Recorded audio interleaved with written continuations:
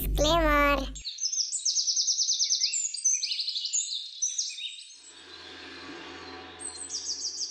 ফটকে জলদি করে একটা বিড়ি ছাড় তো। না গো বললুদা, আজকে আমার কাছে কোনো বিড়ি নেই। কালকে বাবার পকেট থেকে বিড়ি চুরি করতে যেয়ে ধরা পড়ে গেছি। ফুটোটা কোথা বলতো, ওর কাছে এক আধটা পনি বিড়ি পাওয়া যায়। ওর কাছে পনি বিড়ি ছাড়া কিভাবে? ওর বানাটাও তোমার একটা পনি বিড়ির মতো। ওইসব কি বলছিস? ফুটো আমাদের বন্ধু না?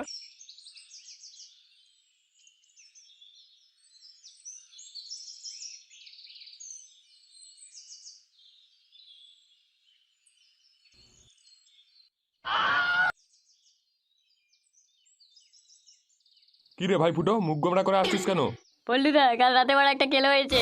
কি কি কেলো হয়েছে, শোনা তো দেখি। কালকে রাত্রেবেলা মদ খেয়ে বাড়ি গিয়েছিলাম।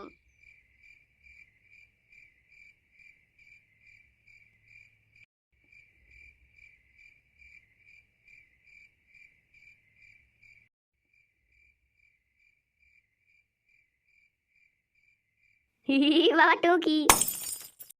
ও খানকির ছেলে তুই? আমি বাবা ফুটো। দুধ বানানি বালের ছেলে মাঝরাতে মদ খেয়ে বাড়ি ফিরাচ্ছে। বাবা মদ তো আমি খাইনি। খানকির ছেলে গানের ভেতর থেকে মদের গন্ধ ছাড়ছে, বলে আমি মদ খাইনি। খানকির ছেলে কাজ বাজ নেই, বাপের অন্ন ধ্বংস করছে আর ঘরে বসে আছে। দুবানি কাজ করে গেছে আমরা।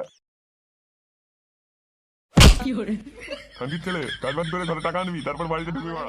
টাকা না রোজগার করতে পারলে বাড়িতে ঢুকতে দেবে না। তুই টেনশন করিস না ফুটো, আমার বাড়িতে যে দুধ দিতে আসে ওর নাকি ব্যবসাটা ভালো চলছে, তুই ওরকমই ব্যবসা শুরু কর। আজ থেকে ফুটো দুধওয়ালা। এমন বলছে যেমন বিক্রি বাজিনে খাই। বললুদা, আমি চললাম মারা, একটা সাইকেল কিনতে হবে। হ্যাঁ হ্যাঁ ফুটো আয়।